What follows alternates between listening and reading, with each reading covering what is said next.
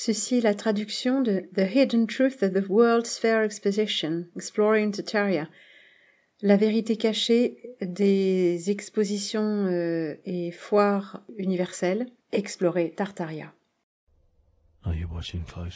Est-ce que vous regardez attentivement? On ne trouve jamais la vérité. Tout ce qu'on peut trouver, c'est mettre en évidence ce qui est faux, le laisser tomber, s'en débarrasser. Finalement, quand on ne peut plus se débarrasser de mensonges, tout ce qui reste, c'est la vérité. Et combien de mensonges est-ce que vous pouvez trouver? Et il y en a beaucoup dans l'histoire. Je regardais Internet et je suis tombée sur les images de la foire internationale de 1893, Chicago. Et ça m'a stupéfait, parce que ça ressemblait à la Rome ancienne, au milieu même du centre-ville de Chicago. Et plus je regardais, j'ai vu qu'il y en avait une autre à Philadelphie, une à Saint-Louis, Buffalo, une à San Francisco, et aussitôt que c'était terminé, ils détruisaient tout, ils mettaient tout aux ordures. Ça m'a fait penser qu'il y avait quelque chose qui n'allait vraiment pas là-dedans. L'histoire de ces expositions est un mensonge énorme. Et je pense que c'est un mensonge tellement énorme. Et je pense que ça arrive à un moment où il y a tellement de choses au 19e qui ont l'air bizarres, vraiment étranges. Surtout la façon dont cette période se termine. C'est incroyable. Et puis, tout d'un coup, ces foires fleurissent partout dans le monde, avec des bâtiments incroyables. Et les bâtiments dont nous parlons, qui sont colossaux, des structures colossales. Chicago a bâti 700 acres de foires, expositions, supposément en moins de 2 ans. Et Saint-Louis, 1200 acres de bâtiments d'exposition. Et le bâtiment des manufactures à Chicago, il pouvait accueillir 300 000 personnes. Il y a une statue géante au milieu de la lagune qui s'appelait la Femme dorée, qui était connue comme étant la statue de la République. Elle faisait 65 pieds de haut et on dit qu'elle était couverte d'or, couverte dorée à la feuille d'or et qu'en dessous c'était du cuivre. Et d'autres sources disent qu'elle était en or massif. Donc on parle d'une statue de 65 pieds de haut, potentiellement en or massif. Nous parlons de structures géantes et qui ressemblent à la Rome antique, avec des tours et des dômes et des colonnes et tellement magnifiquement ornées avec des pièces magnifiques. Et aussitôt que c'était terminé, ils mettaient tout ça à la poubelle. Par exemple, Jackson Park est un marais.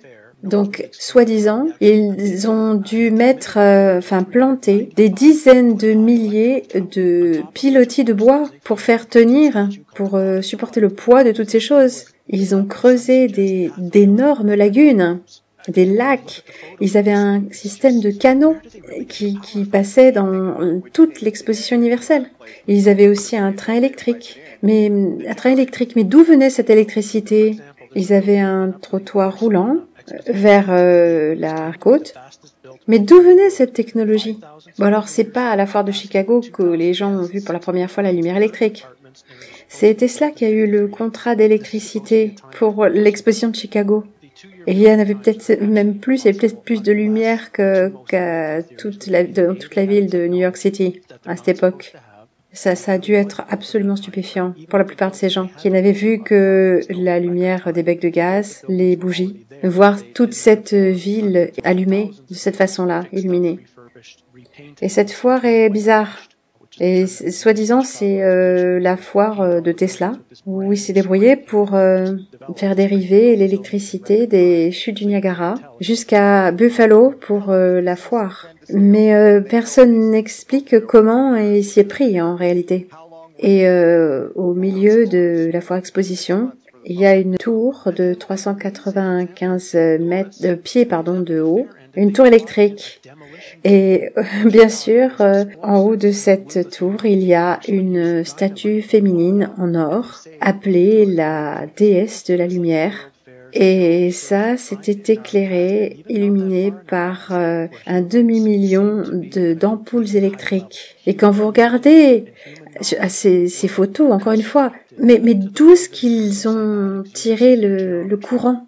Et regardez qu'est-ce que ça coûterait aujourd'hui de faire ça. Et si vous aviez un endroit sans électricité et pas de possibilité de la faire venir par des câbles, il faudrait construire des générateurs. Par exemple, il y a un bâtiment qui a été fait pour l'exposition de Barcelone en 1888 et on dit que c'est le bâtiment qui a été construit le plus rapidement dans le monde. 5000 mètres carrés, une capacité de 2000 clients, 600 chambres, 30 appartements. Et soi-disant, il a été construit en 53 jours. Et soi-disant également, c'était une époque où les choses étaient déplacées par voiture à cheval. Et c'est pareil pour tous ces bâtiments qui ont été soi-disant construits en 2 ans. C'est impossible. Et les deux théories pour expliquer ça, ce serait que soit ils avaient une technologie qu'ils n'étaient pas censés avoir, effectivement été construit dans ce laps de temps. S'ils devaient le construire en pierre et en marbre dans un temps record, ou alors les bâtiments existaient déjà. Ils étaient là depuis des centaines ou des milliers d'années, retapés, rafraîchis, rénovés, repeints, whitewashed, nettoyés, récurés à blanc, c'est le terme qui a été utilisé pour l'exposition de Chicago.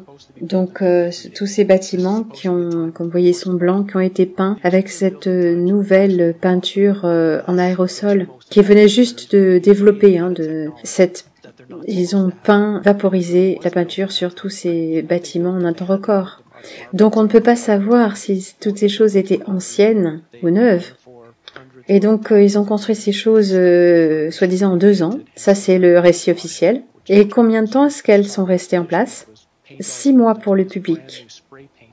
Et ce qui est incroyable par exemple à Saint-Louis, et 2 jours après la fermeture de la foire, ils ont fait venir une équipe de démolition de Chicago avec des explosifs. Et ils ont tout fait exploser. Et ils ont utilisé de la dynamite pour faire tout exploser. Donc ces foires, elles nous montrent qu'il y a eu quelque chose à une époque de notre passé, peut-être pas si loin dans notre passé, où les humains étaient à un niveau beaucoup plus élevé. La vie humaine et le savoir humain étaient, on peut dire, résumés dans tous ces bâtiments qui utilisaient la géométrie sacrée, la cimatique. Ces foires, elles sont tellement importantes à étudier parce que l'histoire que nous connaissons maintenant, comme l'histoire, a été inventée au moment où ces foires se déroulaient. Et l'un des propos cachés de ces foires était de nous enseigner une réalité historique. On a enseigné à la population une soi-disant réalité historique qu'ils étaient censés croire et à laquelle ils étaient censés souscrire.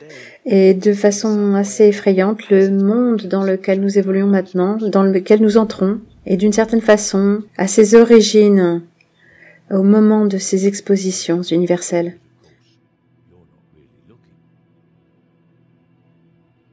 Regardez, là il y a la réalité, mais vous n'allez pas la trouver parce que vous n'êtes pas vraiment en train de regarder. Vous n'avez pas vraiment envie de vous lancer là-dedans.